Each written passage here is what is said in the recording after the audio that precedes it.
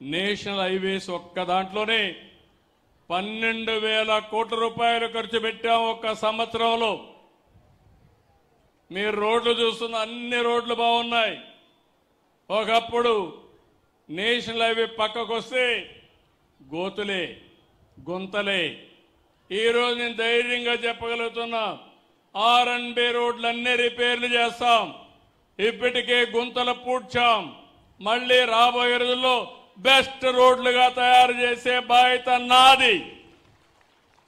ఇప్పుడే auto driver చెప్తున్నాడు, sir మొన్నటి వరకు చాలా అవస్థలు పడ్డాం, ఈ రోడ్లు అధ్వానంగా ఉన్నాయి, నడపలేకపోయాం, మీరు వచ్చారు, రోడ్లన్నీ బాగుపడ్డాయి, ఇప్పుడు నాకు రిపేర్లు కూడా తగ్గిపోయింది, ఆనందంగా ఉన్నానని చెప్పే పరిస్థితికి వచ్చాడంటే అది ఎన్డీఏ ప్రభుత్వం యొక్క సత్తా అని చెప్పి నేను మీకు తెలియజేస్తున్నా.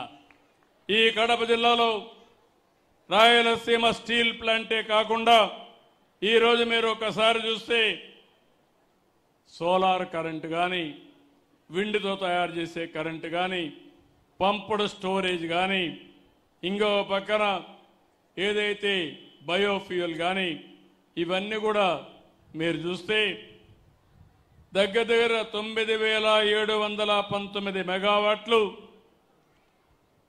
43,604 కోట్ల రూపాయలు ఖర్చు పెట్టి పెట్టుబడులు వస్తున్నాయి. ఒక పక్క 12,000 కోట్ల రూపాయలు రోడ్లు వేసాం.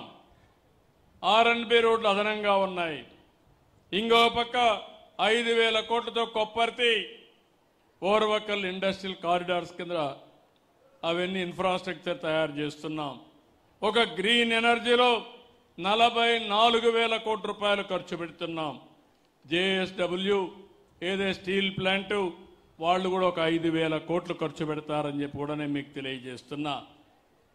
ఈ ప్రభుత్వం ఏ విధంగా ఆలోచిస్తున్నదానికి ఒక ఉదాహరణ, వృద్ధులకి, వికలాంగులకి, దివ్యాంగులకి మీ ఇంటి దగ్గరనే పింఛను ఇస్తున్నాం. పింఛను ఇవ్వడమే కాకుండా 26వ తారీఖు నుంచి 4 రోజుల్లో మీ ఇంటికి నేరుగా రేషన్ పంపించే ఏకైక ప్రభుత్వం భారతదేశంలో ఈ ప్రభుత్వం. ముసలవాళ్ళు రాలేరు, దివ్యాంగులు రాలేరు. అలాంటి వాళ్ళకి ఇబ్బంది కలిగించకూడదని ఇంటి దగ్గరే పింఛను ఇస్తున్నాం.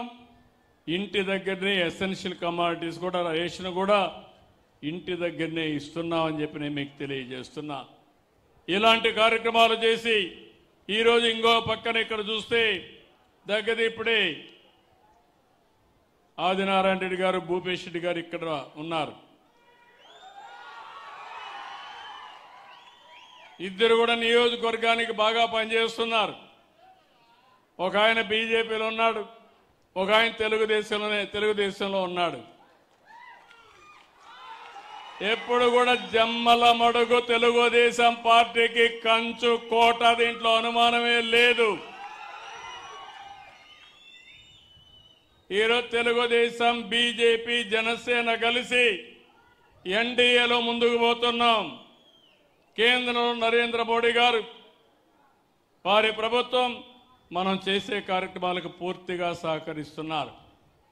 అందుకే ఈరోజు ఎన్ని ఇబ్బందులున్నా, ఆర్థిక సమస్యలున్నా, నేను ఎన్నికల ముందు మీకు ఒక మాట చెప్పాను, తిరిగి రాష్ట్రాన్ని పునర్నిర్మాణం చేస్తాం, పూర్వ వైభవం తీసుకొస్తాం, అభివృద్ధి చేస్తానని చెప్పాం. ఆ దిశగానే ముందుకు పోతున్నాం. ఇక్కడికి వచ్చినప్పుడు చైన్ ఆఫ్ ట్యాంక్స్ ఉన్నాయి, నీళ్లు వస్తున్నాయి, చెరువులకు నీళ్లు రావడం లేదు. ఒక 12 చెరువులకి ఒక లిఫ్ట్ ఇరిగేషన్ పెడితే 30 కోట్ల రూపాయలు ఖర్చు పెడితే అన్ని చెరువులకు నీళ్లు ఇవ్వచ్చని కోరాడు. తప్పకుండా శాంక్షన్ చేస్తాం. ఇంకో పక్కన జమ్మల మడుగు, ఎర్రగుంట్ల మున్సిపాలిటీలు ఉన్నాయి, ఒక 30 కోట్లు ఇస్తే డెవలప్మెంట్ అవుతుందని కోరాడు. అది కూడా శాంక్షన్ చేస్తున్నానని చెప్పి నేను మీకు తెలియజేస్తున్నా. గండికోట రిజర్వాయర్ ముంపు బాధితులు ఉన్నారు. నేను ఇంత మునుపుడు ఒకసారి ఇచ్చాను, ఇంకా కొంత డబ్బులు పెండింగ్ ఉంది. వాళ్ళ బాధితుల యొక్క సమస్యని తొందరలోనే పరిష్కారం చేస్తా అని చెప్పి తెలియజేసుకుంటూ ఈరోజు నేను ఇక్కడికి వచ్చినప్పుడు గూడెం చెరువుకు వచ్చినప్పుడు ఒక అనుభూతి నాకు.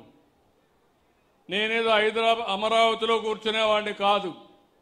10 నిమిషాలు సమయం దొరికితే మీ సమస్య అర్థం చేసుకుని ఆ సమస్య పరిష్కారం చేయాలని ఆలోచించే వ్యక్తిని తప్ప ఇంత మునుపంతా ఒక నాయకుడు వస్తే మీరు చూసేవాళ్ళు ఎక్కడికక్కడ చెట్లన్నీ కొట్టేసేవాళ్ళు, అవునా కాదా?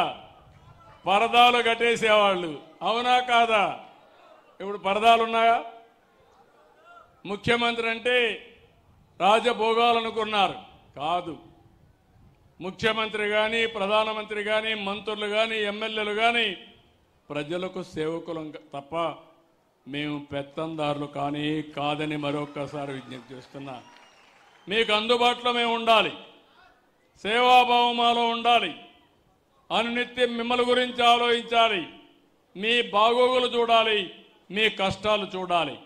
అందుకే నేను హామీ ఇస్తున్నా, నాకు కులము లేదు, మతం లేదు, ప్రాంతం లేదు, అందరినీ ఆదరించే వ్యక్తిగా శాశ్వతంగా ఒక రికార్డు క్రియేట్ చేయాలని ఆలోచన తప్ప ఇంకోటి కాదు. ఎక్కడ పేదవాడు ఉంటే అక్కడ మేము ఉండాలని, ఎక్కడ కొంతమంది చాలా ఇబ్బందులు ఉంటాయి అలాంటి ఇబ్బందులుండే వ్యక్తులకు చేయూతనివ్వాలని, నేను ఇవ్వడమే కాకుండా సమాజంలో చేయూతనివ్వగలిగే వ్యక్తుల్ని తీసుకొచ్చి వాళ్ళ ద్వారా కూడా సహకారం తీసుకుని తద్వారా వాళ్ళకు కూడా గుర్తింపు ఇవ్వాలనే ఆలోచనతో ముందుకున్నా. అదే ఈరోజు మార్గదర్శులు, బంగారు కుటుంబాలు. ఒక్క నిమిషం వాళ్ళు కూడా ఒక విషయం చెప్తారు. ఒక కుటుంబాన్ని ఇది ఒక ఉద్యమంగా తీసుకెళ్తున్నా. రేపు 5వ తారీఖు మళ్ళా ఒకసారి మీటింగ్ పెట్టుకున్నా. అందరూ ఎమ్మెల్యేలు, అందరూ అధికార యంత్రాంగం, ఇది బలవంతం లేదు, స్వచ్ఛందంగా పిలిపిస్తున్నా. అయితే సేవ చేయడం ఒక రాజకీయ నాయకుల బాధ్యత అనుకుంటున్నారు, కాదు. సమాజం వల్ల పైకొచ్చాం, ప్రజల వల్ల పైకొచ్చాం. ఆ ప్రజలు నాకు ఓటేశారు, నేను ముఖ్యమంత్రి అయ్యాను. ఆ ప్రజల వల్ల మీరు కూడా పైకొచ్చారంటే దానికి కారణం ప్రజలు కట్టే పన్నులతో స్కూల్ నడిపాం, హాస్పిటల్ నడిపాం, అభివృద్ధి చేశాం. అవి ఉన్నాయి కాబట్టి కొంతమంది మనం పైకి వచ్చాం, కానీ కొంతమంది ఇంకా పైకి రాలా. మనం వాళ్ళలో కొంత తెలివితేటలతో ఉన్నాం, మనకు అవకాశాలు వచ్చాయి, అవకాశాలను అందిపుచ్చుకున్నాం.